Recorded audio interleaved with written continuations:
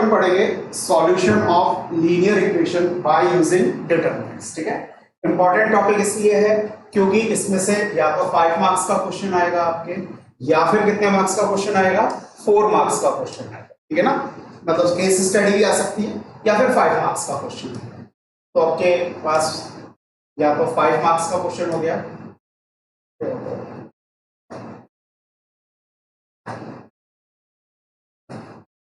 या फिर 4 मार्क्स। ठीक है, अब सिस्टम ऑफ लीनियर इक्वेशन होता क्या है? अपन ने 10th क्लास में भी इक्वेशन सॉल्व करना सीखा है। Equation in 2 variables. 2 वेरिएबल्स की इक्वेशंस को सॉल्व करने के लिए कितनी इक्वेशन की रिक्वायरमेंट होती है? 2 इक्वेशंस की रिक्वायरमेंट होती है। और यदि हमारे पास वेरिएबल ज्यादा हो, 3 वेरिएबल्स हो, तो 3 इक्वेशंस की रिक्वायरमेंट होगी। ठीक है ना, समझ में आया? तो सपोज हमारे पास इक्वेशन है a1x plus b1y plus c1z is equal to d1। Second equation है a2x plus b2y plus c2z is equal to d2। और हमारे पास वेरिएबल यहाँ पर 3 है, x y z। तो कितनी इक्वेशन की रिक्वायरमेंट होगी? 3 इक्वेशंस की रिक्वायरमेंट होगी। और थर्ड इक्वेशन है a3x plus b3y plus c3z is equal to d। अब हमारे पास जो ये इक्वेशंस हैं, 3 इक्वेशंस, इसको हम क्या कहते हैं? सिस्टम ऑफ लीनियर इक्वेशन कहते हैं। इसको सॉल्व करके हमें किसकी वैल्यू कैलकुलेट करनी है? x y z की वैल्यू कैलकुलेट करनी है। ठीक है, तो हम क्या करेंगे? इसको मैट्रिक्स या डिटरमिनेंट की फॉर्म में चेंज करेंगे। मैट्रिक्स फॉर्म में चेंज करेंगे तो इसे हम क्या लिख सकते हैं? पहले तो हमारे पास जो वेरिएबल्स हैं इनके कोफिशिएंट की मैट्रिक्स बना लें। मतलब हमारे पास क्या हो जाएगा? a1 b1 c1 a2 b2 c2 a3 b3 and c। और ये हमारे पास वेरिएबल्स आ जाएंगे। वेरिएबल्स कौन कौन से हैं? x y z। अब यदि हम इन दोनों मैट्रिक्स को मल्टीप्लाई करें तो देखो a1x plus b1y plus c1z यही आएगा। ठीक है, फिर हम इसको मल्टीप्लाई करेंगे तो a2x plus b2y plus c2z, ये इक्वेशंस मिल जाएंगी हमें। और equals to d1 d2 d3 है, तो हम इस तरीके से लिख सकते हैं equals to d1 d2 d3। ठीक है, तो ये हमारे पास आ गया सिस्टम ऑफ लीनियर इक्वेशन को हमने किस फॉर्म में चेंज कर दिया? मैट्रिक्स फॉर्म में चेंज कर दिया। ठीक है ना, अब इस मैट्रिक्स को हम यदि a से डिनोट करें, इसको x से डिनोट करें, इसको b से डिनोट करें, तो जो ये हमारे पास ये सिस्टम ऑफ लीनियर इक्वेशन आया था, ठीक है ना, ये इसे हम क्या लिख सकते हैं? ax इज इक्वल टू, ठीक है, a हमारे पास क्या है? मैट्रिक्स ऑफ कोफिशिएंट्स, जो हमारे पास वेरिएबल है उनके कोफिशिएंट्स की मैट्रिक्स बनाएंगे। x हमारे पास क्या है? Matrix of variables. और हमारे पास b क्या है? जो हमारे पास यहाँ पर इक्वल्स टू के राइट हैंड साइड में जो वैल्यूज थी उनकी मैट्रिक्स को हम किससे डिनोट कर रहे हैं? b से डिनोट कर रहे हैं। तो जो ये अपने पास सिस्टम ऑफ लीनियर इक्वेशन है, इसको हम ax इक्वल्स टू b से डिनोट कर सकते हैं। अब हमारा ऑब्जेक्टिव क्या है? इस x की वैल्यू कैलकुलेट करना। ठीक है, अब x की वैल्यू कैलकुलेट करने के हमारे पास बहुत सारे मेथड हैं। मतलब system of linear equation calculate करने के हमारे पास बहुत सारे मेथड्स होते हैं। ठीक है ना, इनमें से 2 मेथड हमारे कोर्स में है। एक मेथड है क्रेमर्स रूल और दूसरा मेथड है बाय यूजिंग मैट्रिक्स। ठीक है ना, बाय यूजिंग डिटरमिनेंट्स कह सकते हैं हम, जिसको हम मैट्रिक्स मेथड या फिर मार्टिन्स रूल कहते हैं। मार्टिन्स मेथड या मार्टिन्स रूल कहते हैं। टोटल 2 मेथड हमारे कोर्स में है। दोनों में से किसी पे भी क्वेश्चन पूछा जा सकता है। ठीक है, हम ये नहीं कह सकते क्रेमर्स रूल ज्यादा इंपॉर्टेंट है, मैट्रिक्स रूल। दोनों में से किसी पे भी जिसमें इच्छा करती है क्वेश्चन पूछ लेते हैं। दोनों ही हमारे लिए क्या है? इंपॉर्टेंट है। ठीक है, इसमें से कुछ लिखना है तो लिख लो, नोट करना है।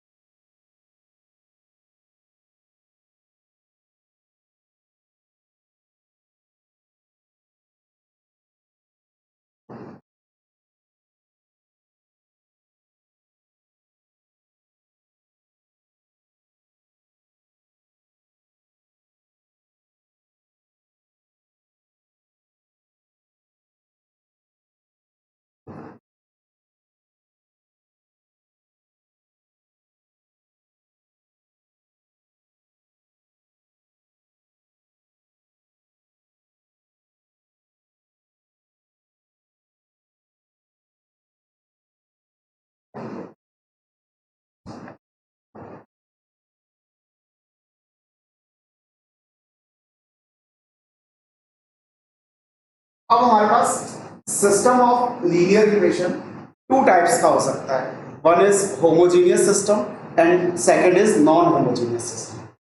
होमोजीनियस सिस्टम में जो ये अपने पास कांस्टेंट है राइट हैंड साइड में, मतलब x, y और z की वैल्यूज, जो वेरिएबल्स की वैल्यूज हैं, उनके अलावा जो कांस्टेंट है, चाहे वो राइट साइड में हो या वो लेफ्ट साइड में भी दे सकते हैं। इसको इधर ले आएंगे तो -d1 हो जाएगा, नहीं हो जाएगा।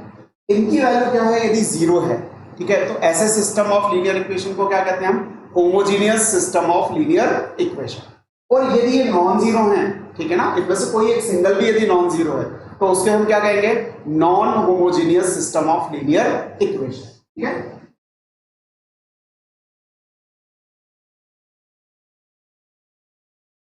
तो हमारे पास ये टू टाइप के सिस्टम ऑफ लीनियर इक्वेशंस हैं। ठीक है, एक तो होमोजीनियस हो गया और एक क्या हो गया?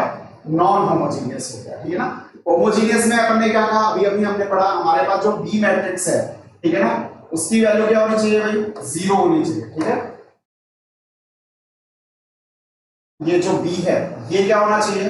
जीरो होना चाहिए। ठीक है, बी का मतलब matrix of d1, d2 and d3, इसकी वैल्यू जीरो। अगर d1 भी जीरो, d2 भी जीरो और d3 भी क्या होना चाहिए? जीरो होना चाहिए। तो ऐसे सिस्टम को हम क्या कहते हैं? Homogeneous system of linear equation. ठीक है, और अदरवाइज यानी ऐसा नहीं है तो उसे क्या कहेंगे हम? Non homogeneous system of linear equation.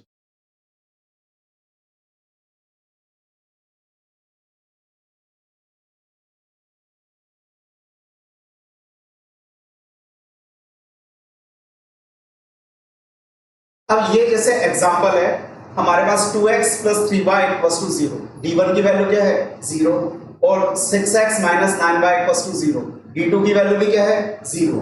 तो ये हमारे पास जो सिस्टम ऑफ लीनियर इक्वेशन है ये वाला, ये क्या होगा? Homogeneous system of linear equation है। ठीक है, अपन किस एग्जांपल की बात करें? यहां पर देखो हमारे पास जो d1 d2 है उनकी कुछ ना कुछ वैल्यू है, 0 नहीं है। ठीक है ना, ये 8 है, ये 1 है, तो ये हमारे पास क्या हो गया? Non homogeneous system of linear equation. ठीक है, दोनों को सॉल्व करने की कंडीशंस क्या होती हैं? डिफरेंट डिफरेंट होती है, अभी हम आगे डिस्कस करेंगे। ठीक है, सपोज ये हमारे पास 8 की जगह 0 होता, ठीक है, तो अभी भी ये homogeneous system of linear equation होता है? Non homogeneous? नॉन होमोजेनियस, क्योंकि ये अपने पास 0 नहीं है, ये 1 है। ठीक है, दोनों 0 होंगे तब वो homogeneous system of linear equation होता है। ठीक है भाई, कोई दिक्कत इसमें?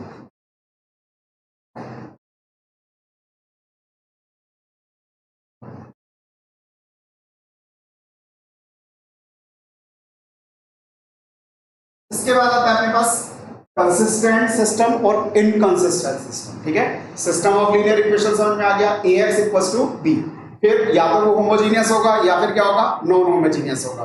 यदि b इक्वल्स टू 0 है तो होमोजीनियस। अब अपने पास system of linear equation consistent है या इनकंसिस्टेंट है। अब किन किन कंडीशन में सिस्टम ऑफ लीनियर इक्वेशन को हम कंसिस्टेंट कहते हैं और किन किन में हम इनकंसिस्टेंट कहते हैं, ये हम देखते हैं।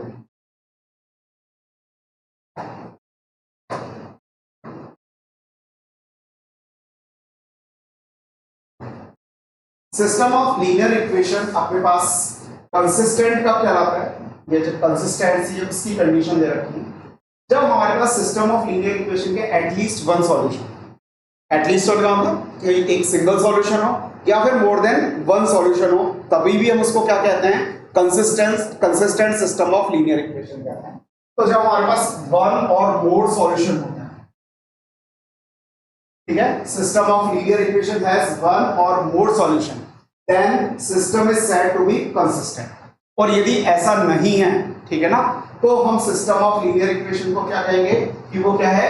इनकंसिस्टेंट।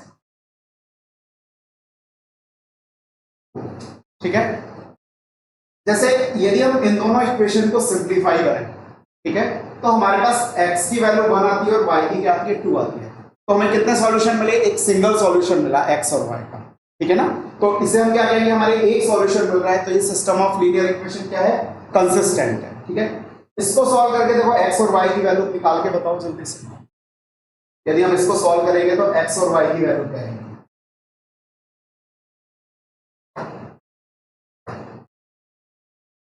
ये 2 इक्वेशंस है हमारे पास, ठीक है।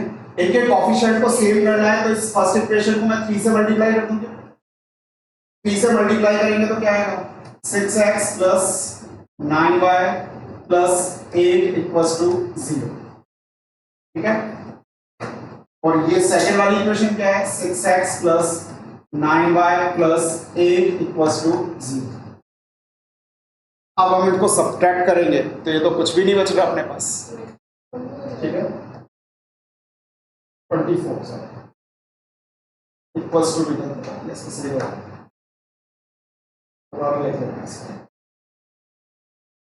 इसको हमने 3 से मल्टीप्लाई किया तो क्या है, 6x plus 9y equals to 24, और ये हमारे पास क्या है, 6x plus 9y equals to 24। तो अब यदि हम इन दोनों इक्वेशन को सिंप्लीफाई करेंगे तो हम इनसे x और y की वैल्यू कैलकुलेट नहीं कर सकते। मतलब ये जो हमारे पास सिस्टम ऑफ लीनियर इक्वेशन है, इसका कोई भी सॉल्यूशन नहीं है। हम कहेंगे इसके कोई सॉल्यूशन नहीं है, नो सॉल्यूशन। तो ये सिस्टम क्या हो गया हमारे पास, इनकंसिस्टेंट हो गया,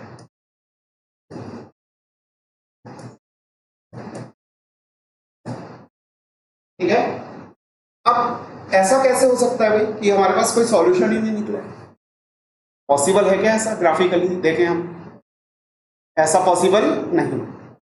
हमने कहा कि हमारे पास वन सॉल्यूशन निकलता है, ठीक है। अब देखो ये जो इक्वेशन है, ये यदि हम इसका ग्राफ ड्रॉ करें तो स्ट्रेट लाइन बनेगी क्या? हमने 10th में खूब ग्राफ ड्रॉ किए, ठीक है ना। हमारे पास यदि x और y की पावर 1 है, ठीक है ना, लीनियर इक्वेशन है, तो उससे हमें हमेशा क्या बनेगी, एक स्ट्रेट लाइन मिलेगी। तो एक सॉल्यूशन 1 आने का मतलब क्या होता है कि 2 स्ट्रेट लाइन किसी 1 पॉइंट पर इंटरसेक्ट करते हैं, ठीक है। तो उसका एक सिंगल सॉल्यूशन आएगा, ठीक है। लेकिन यदि 2 लाइंस मल्टीपल पॉइंट्स पर क्या कर रही है, इंटरसेक्ट कर रही है, तो उसका सॉल्यूशंस क्या होंगे, एक से ज्यादा होंगे। फॉर एग्जांपल 2 लाइंस कोइंसाइड, ये हमारे पास लाइन नंबर 1 है, इसी के ऊपर हमारे पास क्या है, लाइन नंबर 2 है। तो ये तो बहुत सारे पॉइंट्स पर कोइंसाइड कर रही है, मतलब इनफाइनाइट पॉइंट्स पर कोइंसाइड कर रही है। तो इसके कितने सॉल्यूशन होंगे, इनफाइनाइट सॉल्यूशंस, ठीक है। इसके कितने सॉल्यूशन होंगे, ओनली 1 सॉल्यूशन। और अब हमने ये वाला केस पढ़ा, इसमें एक भी सॉल्यूशन नहीं आ रहे, ये कैसे पॉसिबल है? अपने पास 2 लाइंस यदि पैरेलल हैं, एक लाइन ये है और दूसरी लाइन ये है, इसके पैरेलल एग्जैक्टली, ठीक है। तो ये कहीं पे भी एक दूसरे को इंटरसेक्ट नहीं करेंगे, तो उनका एक भी सॉल्यूशन नहीं, ठीक है। तो जब नो सॉल्यूशन की बात करते हैं, इसका मतलब क्या है, लाइंस क्या है, पैरेलल है। हम इनफाइनाइट सॉल्यूशंस की बात करते हैं तो लाइन क्या है बेटा, हमारे पास कोइंसाइड कर रही है। और जब हम एक सिंगल सॉल्यूशन की बात करते हैं तो इसका मतलब लाइंस किसी एक सिंगल पॉइंट पर क्या कर रही है, इंटरसेक्ट कर, ठीक है। तो कंसिस्टेंट और इनकंसिस्टेंट सिस्टम समझ में आ गया आप लोगों को?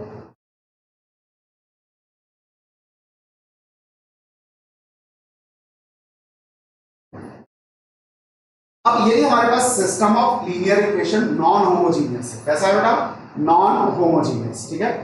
तो उसमें क्या क्या कंडीशंस हो सकती हैं, ठीक है। पर ये हमने पढ़ा ना, होमोजीनियस और नॉन होमोजीनियस। होमोजीनियस कौन सा होता है, D इक्वल्स टू क्या हो, मैट्रिक्स D इक्वल्स टू 0, मतलब जो कांस्टेंट्स हैं D1 D2 D3 उनकी वैल्यू क्या होगी, 0, ठीक है। तो हमारे पास यहाँ पर क्या क्या केस हो सकते हैं, ध्यान से देखो। A unique solution, the system is consistent and independent. Unique solution मतलब एक सिंगल सॉल्यूशन, ठीक है। सिंगल सॉल्यूशन का मतलब लाइन क्या होगी, किसी एक पॉइंट पर इंटरसेक्ट करनी, ठीक है।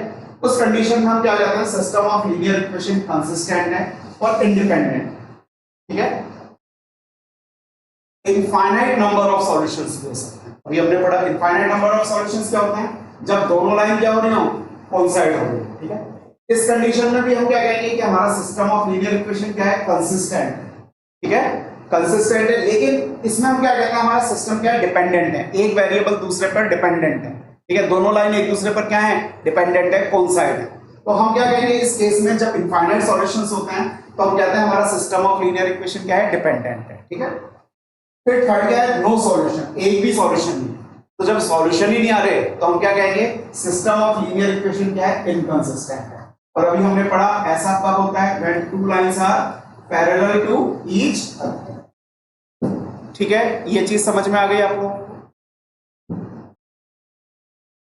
अब यदि हमारे पास system of linear equation homogeneous हो, ये तो नॉन होमोजीनियस के लिए कंडीशन थी, यदि हमारे पास सिस्टम ऑफ लीनियर इक्वेशन क्या हो, होमोजीनियस हो, उस केस में क्या होता है, इसमें दो ही केस बनते हैं, या तो हमारे पास यूनिक सॉल्यूशन है, और यूनिक सॉल्यूशन को हम ट्राइवल सॉल्यूशन बोलते हैं। क्या बोलते हैं भाई, ट्राइवल सॉल्यूशन। ठीक है, यूनिक सॉल्यूशन मतलब एक सिंगल वैल्यू आएगी x और y की, और 3 वेरिएबल्स है तो x y z की सिंगल वैल्यू आएगी, और इसे हम क्या कहते हैं, ट्राइवल सॉल्यूशन। होमोजीनियस अपने पास कोई एक सिस्टम ऑफ लीनियर इक्वेशन है, उसके ट्राइवल सॉल्यूशंस हमेशा क्या होते हैं,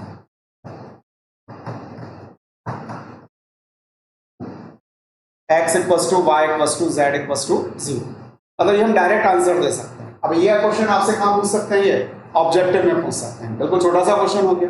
आपको एक homogeneous system of linear equation पकड़ा देंगे, जैसे हमने कहा कि अपने पास 2x plus 3y equals to 0 है, और 5x plus 11y equals to 0। ये सिस्टम ऑफ लीनियर इक्वेशन है।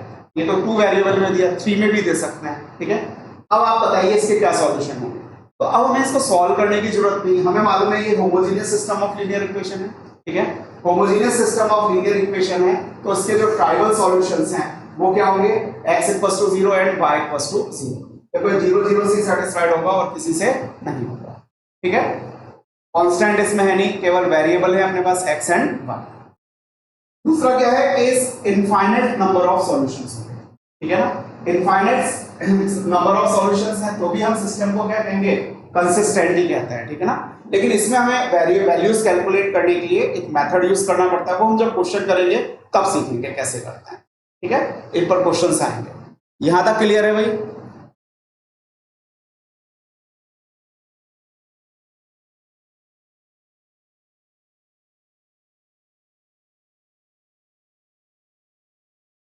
अब हमारे पास आते हैं methods for solving system of linear equation. हमने स्टार्टिंग में डिस्कस किया था कितने मेथड्स हैं हमारे पास, हमारे कोर्स में 2 मेथड्स हैं, एक तो है क्रेमर्स रूल और दूसरा है मैट्रिक्स मेथड। ठीक है ना, मैट्रिक्स मेथड, और इसका एक और नाम है मार्टिन्स मेथड या मार्टिन्स रूल।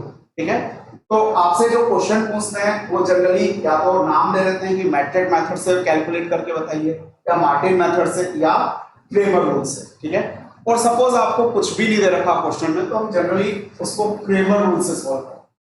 ठीक है, वैसे आपको क्वेश्चन में स्पेसिफाई करेंगे कि आपको किस मेथड से system of linear equation solve करना है। अब आता है हमारे पास क्रेमर्स रूल। ठीक है,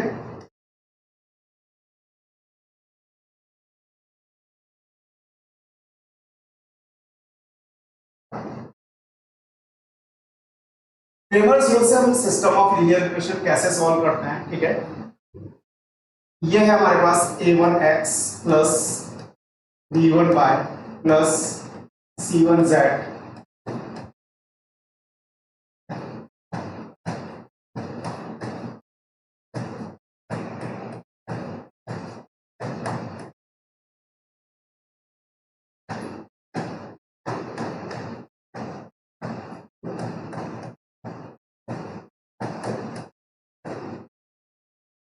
ठीक है, ये हमारे पास system of linear equation. Cramer's rule में हम क्या करते हैं, डिफरेंट इनसे डिटर्मिनेंट्स बनाते हैं।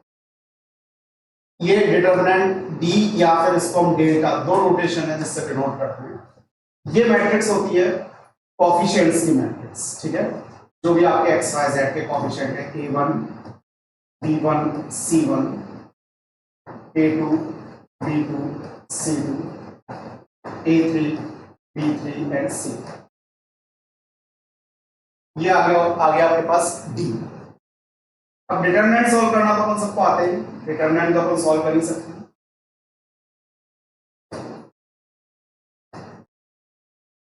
फिर हम बनाते हैं d1, इसको हम डेल्टा 1 भी कह सकते हैं।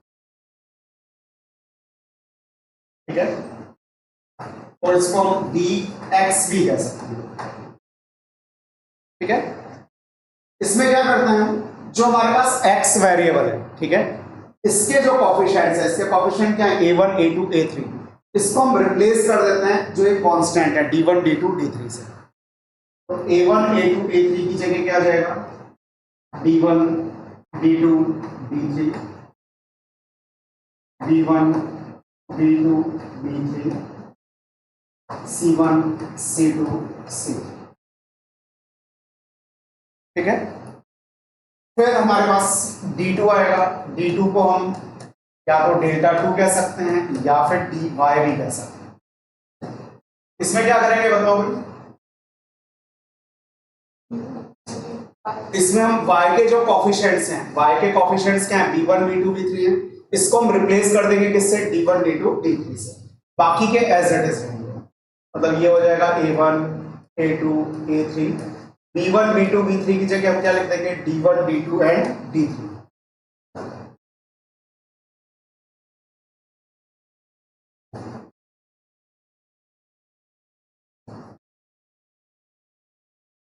और इसके बाद हम कैलकुलेट करेंगे d3 यानी डेल्टा 3, या इसे हम क्या लिख सकते हैं, dz, a1 a2 a3 b1 b2 b3 c1 c2 c3।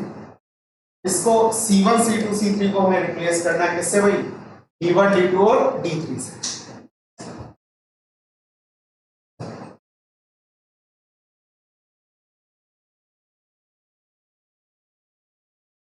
तो क्रेमर्स मेथड में हमें 4 डिटरमिनेंट्स हमने बनाई, d, फिर d1 d2 एंड d3। अब हमारे पास जो x है, x की वैल्यू है हमारे पास, ठीक है, वो होती है d1 अपॉन d, ठीक है। जो हमने d1 कैलकुलेट किया, इसकी जो भी वैल्यू आई, इसमें किसका डिवाइड कर देंगे, d की वैल्यू का डिवाइड कर देंगे, ठीक है। y क्या होता है भाई, d2 अपॉन d, और z क्या होगा, d3 अपॉन, ये हमारे पास एक्स वाई जेड आ जाएगा।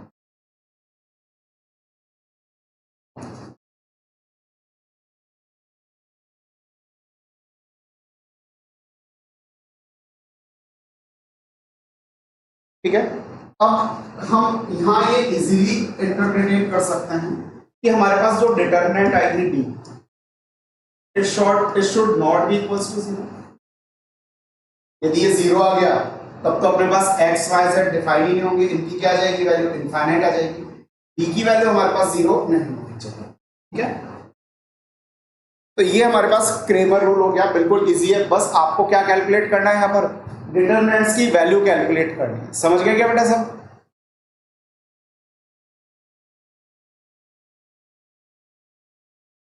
हटा दें इसको।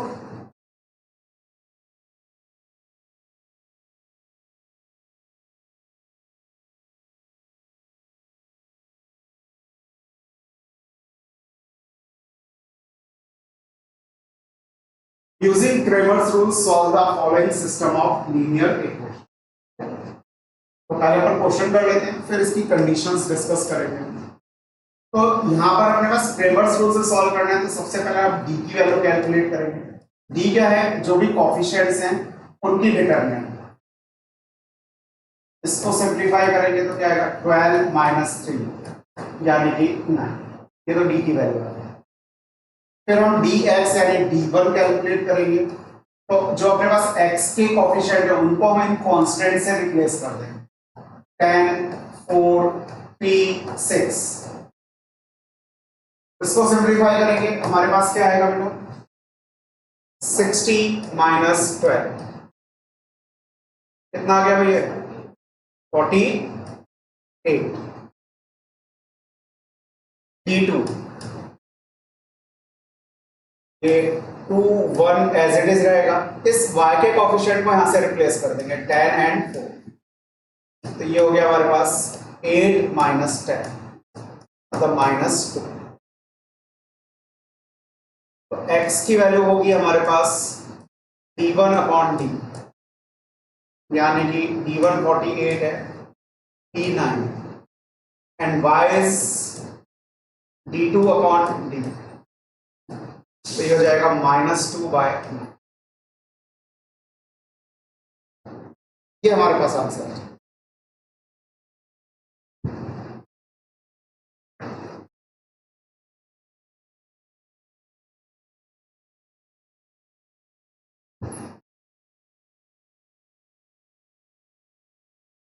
ठीक है, इसमें कोई डाउट बेटा?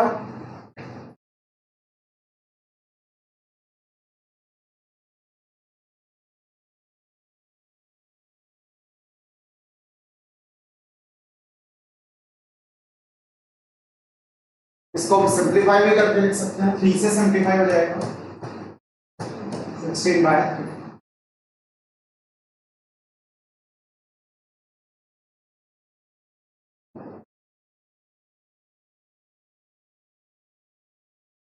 ये आप क्वेश्चन करते हो।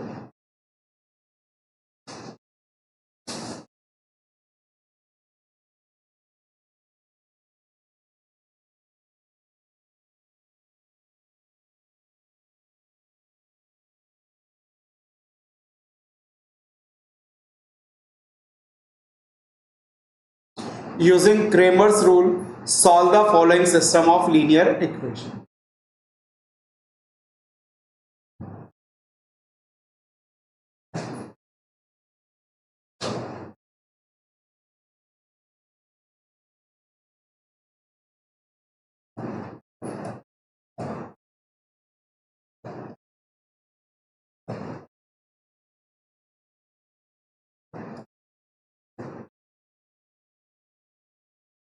ये हमने x और y के कोफिशिएंट्स लिख दिए, ठीक है। यहाँ ध्यान रखना माइनस आएगा तो फिर माइनस आएगा, ठीक है ना। अब इसको सिंप्लीफाई कर लो, इन दोनों को मल्टीप्लाई करेंगे तो क्या हो जाएगा, a प्लस बी का होल स्क्वायर माइनस ये a माइनस बी का होल स्क्वायर होगा with minus sign.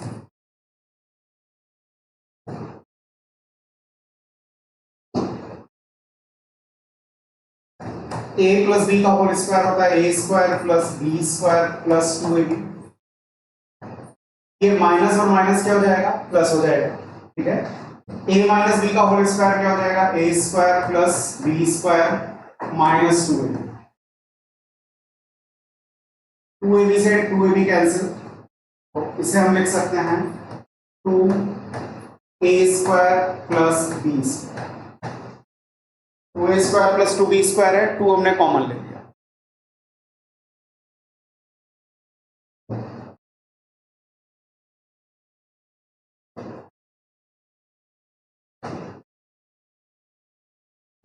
d1 calculate करेंगे तो हम x के कोफिशिएंट्स को रिप्लेस कर देंगे 4ab से और 2। ये देखो 2a square minus B square है, a square minus B square को मैं direct a plus B into a minus B लिख दूंगा, ठीक है। और y के कोफिशिएंट एज इट इज आ जाएंगे a माइनस बी इंटू और यहां पर a प्लस। अब इधर देखो, हाँ ये माइनस प्लस माइनस है। अब इधर ध्यान से देखो, हमें डिटरमिनेंट सॉल्व करनी है। ये रो नंबर 2 देखिए, इसमें से a प्लस बी हम कॉमन ले सकते हैं क्या, थोड़ा सा सिंप्लीफाई करना है इसको। तो यहां से हम a प्लस बी क्या लेंगे, कॉमन ले लेंगे, तो ये बाहर आकर के मल्टीप्लाई हो जाएगा। a प्लस बी तो बाहर आकर मल्टीप्लाई हो गया। अब हमारे पास डिटरमिनेंट में क्या बचा, 4ab माइनस का a माइनस बी, ये बचा अपने पास 2 इंटू ए माइनस बी, ये क्या होगा 1। ए प्लस बी तो हमने क्या ले लिया था, कॉमन ले लिया था। अब इसको सिंप्लीफाई कर यहां कर लेते हैं ए प्लस बी इंटू, इसको इससे मल्टीप्लाई करेंगे क्या है 4ab, फिर माइनस साइन लगाएंगे, ये माइनस है तो माइनस माइनस प्लस हो जाएगा 2 इंटू ए माइनस बी का whole square. A plus B 4ab plus, इसको एक्सपेंड करेंगे तो क्या आएगा a square plus B square plus 2ab minus 2ab और 2 मल्टीप्लाई कर दो तो माइनस का क्या हो गया 4ab। ab से 4ab कैंसिल होता है,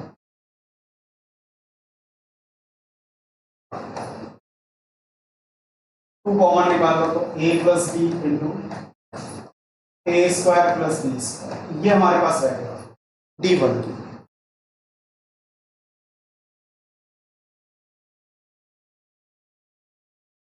to into A plus B into A square plus B square. अब D2 कैलकुलेट करके बताओ भाई मुझे।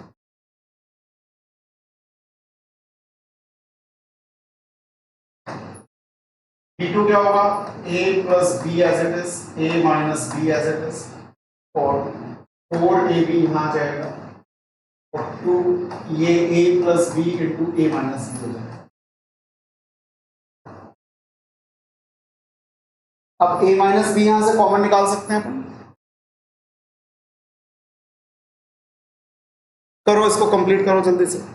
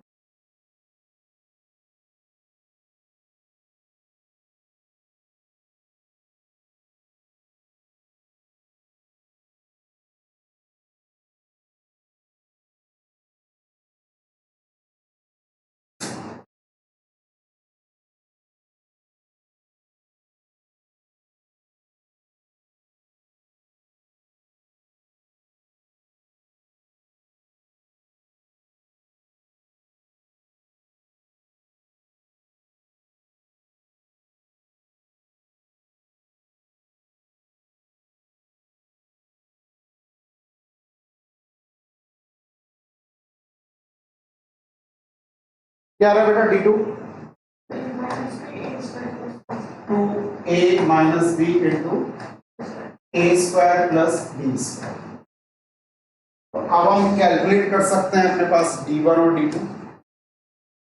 यहां लिख रहा हूं बेटा, x की वैल्यू क्या होगी, D1 अपॉन D। D1 की वैल्यू क्या आएगी, 2a प्लस बी इंटू ए स्क्वायर प्लस बी स्क्वायर, और d की वैल्यू क्या आई थी हमारे पास, 2a square plus B square. तो सिंप्लीफाई हो गया, x क्या आ जाएगा, a प्लस बी, और y क्या होता है अपने पास, d2 है 2a minus b into A square plus B square, and d is 2a square plus B square. ये कैंसिल हो गया, आंसर क्या आ जाएगा, a minus, x a plus b आ गया और y क्या आ गया, a माइनस बी आ गया। ठीक है, यहां तक क्लियर है भाई। तो अपन ने क्रेमर्स रूल अभी 2 वाले में पढ़ा, 3 वाले में अपन ने नहीं पढ़ा, ठीक है ना। 2 वेरिएबल्स वाले इक्वेशन में अपन ने क्रेमर्स रूल यूज किया। इसमें मेनली अपन को डिटरमिनेंट कैलकुलेट करना आना चाहिए, ठीक है ना। डिटरमिनेंट कैलकुलेट करना तो आते ही अपने को, तो ऐसे कोई दिक्कत है नहीं इस मैथड में। तो अब इसको आगे कंटिन्यू अपन नेक्स्ट क्लास में करते हैं, ठीक है। इसके जो कंडीशंस हैं, डिफरेंट कंडीशंस में क्या अप्लाई होता है, कैसे रूट इसके सॉल्यूशंस निकलते हैं, वो कंसिस्टेंट होते हैं, इनकंसिस्टेंट होते हैं, ये अपन नेक्स्ट क्लास में पढ़ेंगे और इस पर और क्वेश्चंस करेंगे, ठीक है। आज अपन इतना ही कर रहे हैं।